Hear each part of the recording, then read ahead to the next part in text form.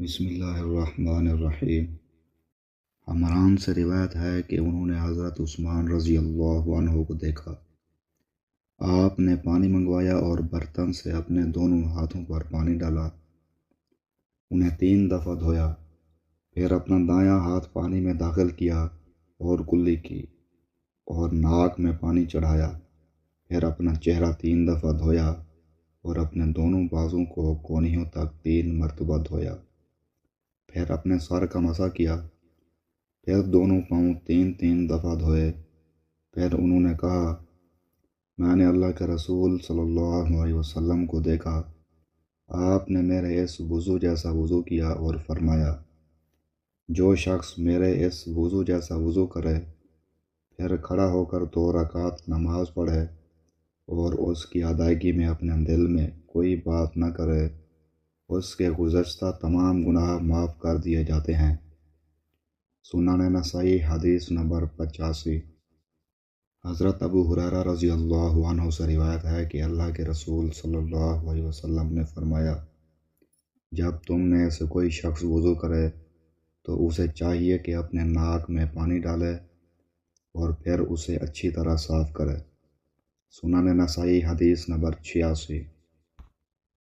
حضرت لقیط بن صبرہ رضی اللہ عنہ سے روایت ہے کہ میں نے کہا، اے اللہ کے رسول، مجھے وضو کے صحیح طریقے کے بارے میں بتائیں۔ آپ نے فرمایا، اعضائے وضو کو مکمل یعنی اچھی طرح دھو اور ناک میں پانی ڈالنے میں مبالغہ کر، سوائے اس کے کہ تو روزے سے ہو۔ سنن نسائی حدیث نمبر 87۔ حضرت ابو ہریرہ رضی اللہ عنہ سے روایت ہے کہ رسول اللہ صلی اللہ علیہ وسلم نے فرمایا، جو شخص وضو کرے اسے چاہیے کہ وہ ناک جھاڑے، اور جو شخص استنجے کے لیے ڈھیلے استعمال کرے اسے چاہیے کہ وہ طاق استعمال کرے۔ سنن نسائی حدیث نمبر 88۔ حضرت علی رضی اللہ عنہ سے منقول ہے کہ انہوں نے وضو کا پانی منگوایا، پھر اس سے کلی کی اور ناک میں پانی چڑھایا اور اپنے بائیں ہاتھ سے جھاڑا، یہ کام 3 دفعہ کیا، پھر فرمایا، یہ ہے اللہ کے نبی صلی اللہ علیہ وسلم کا وضو۔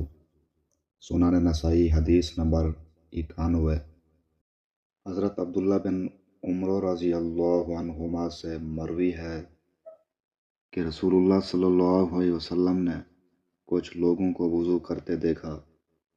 آپ نے دیکھا کہ ان کی ایڑیاں خشک ہیں، تو آپ نے فرمایا، ان ایڑیوں کے لیے آگ کی تباہی ہے، وضو اچھی طرح کیا کرو۔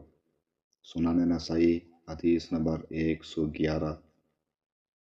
حضرت ابو ہریرہ رضی اللہ عنہ سے روایت ہے کہ اللہ کے رسول صلی اللہ علیہ وسلم نے فرمایا، جب تم میں سے کوئی شخص نیند سے جاگے اور وضو کرے تو وہ 3 بار ناک کو جھاڑے، کیونکہ شیطان اس کی ناک کی جڑ میں رات گزارتا ہے۔ سنن نسائی حدیث نمبر 90۔